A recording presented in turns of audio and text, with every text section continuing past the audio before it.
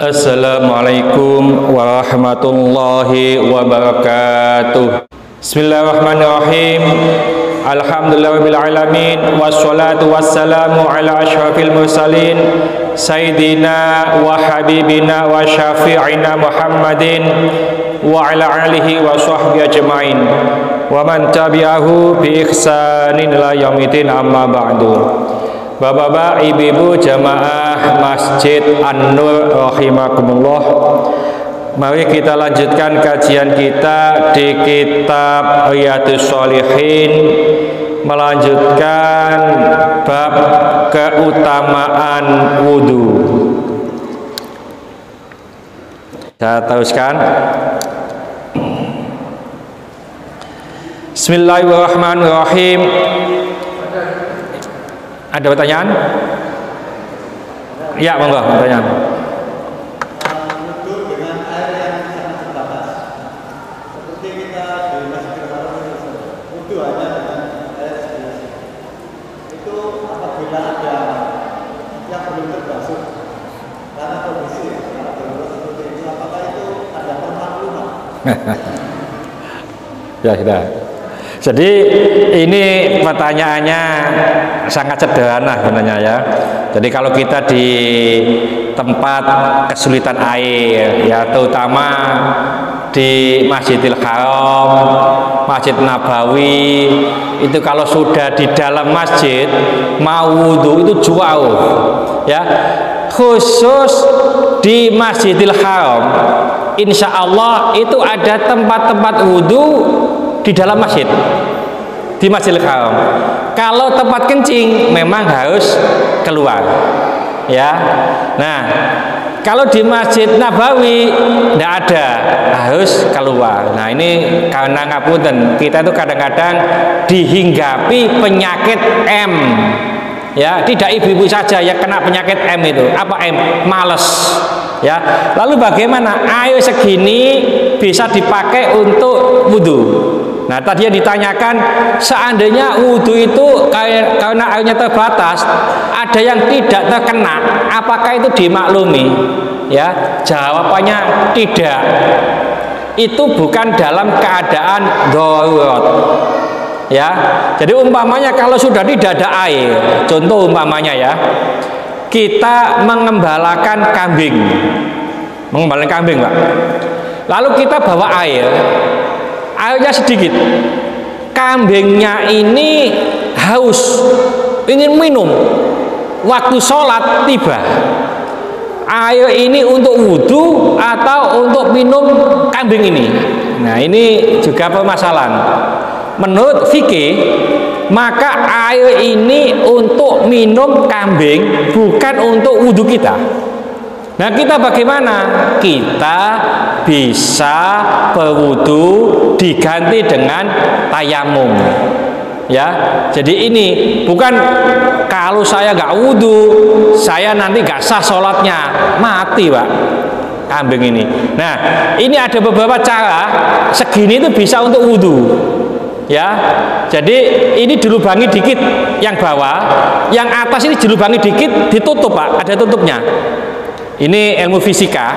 Kalau tutup yang atas dibuka, ini pasti akan ngucur. Kalau ditutup, ini akan berhenti. Ya, upayakan kita bisa terkena semuanya. Ada memang sebagian ulama itu menganjurkan kalau di sana sulit, bahwa semprotan saja disemprot begitu ya. Itu memang ada sebagian ulama yang tidak memperbolehkan, tapi ada ulama yang memperbolehkan karena ini dalam keadaan mendesak ya.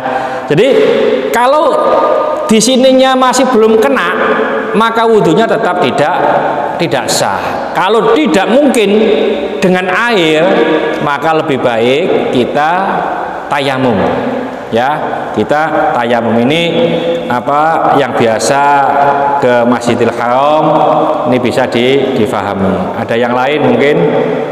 Ya, monggo.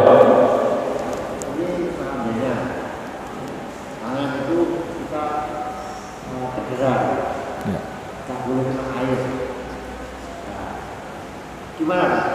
Wudhunya harus Harus kena atau enggak gitu ya. Ya bagus.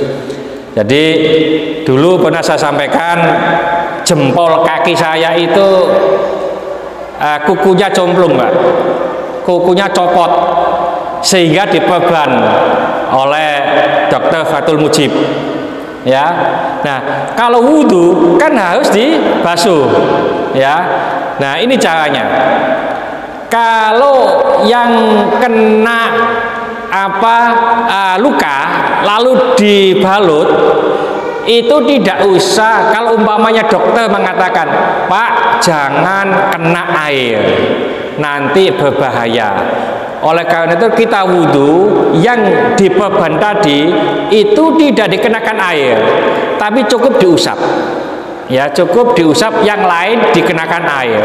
Tapi ada ulama yang mengatakan begini, supaya lebih utama, lebih sempurna, maka sebelum wudhu itu kita tayamum dulu. Jadi sebelum wudhu tayamum dulu, lalu kita wudhu. Wudhu sekenanya, yang tidak boleh kena air hanya diusap.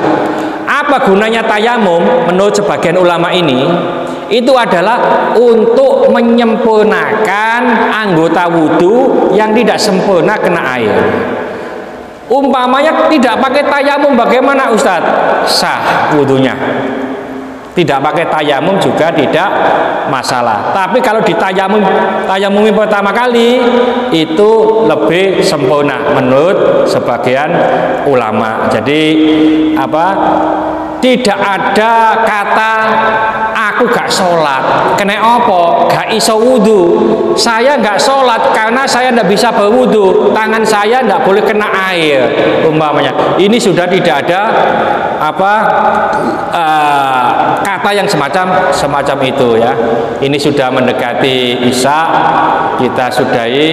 Mudah-mudahan sedikit ini dibarengi hidayah oleh Allah Subhanahu wa taala. Mudah-mudahan segala hajat kita dikabulkan Allah, segala kesulitan kita dibantu oleh Allah. Mudah-mudahan anak-anak kita menjadi anak-anak yang soleh solehah, taat kepada Allah, patuh dan nurut kepada kedua orang tua.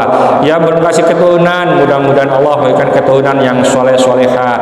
Yang belum kasih jodoh, mudah-mudahan Allah berikan jodoh yang soleh solehah. Mudah-mudahan di antara kita, keluarga kita, handetolan kita, tetangga-tetangga kita yang saat ini sedang sakit, baik di rumah sakit maupun di kediaman, mudah-mudahan Allah cepat mengangkat penyakitnya, menyembuhkan penyakitnya, dan mudah-mudahan Allah memberikan kesabaran kepada yang sakit.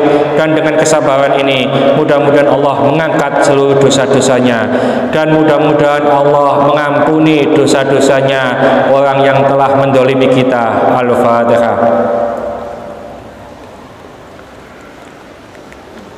Bismillahirrahmanirrahim. Wal asri innal insana lafi khusrin illa alladziina aamanu wa 'amilus solihati wa tawashaw bil haqqi wa tawashaw bis sabr. Subhanallah wa bihamdika asyhadu an la ilaha illa anta astaghfiruka wa atubu ilaik. Assalamualaikum warahmatullahi wabarakatuh.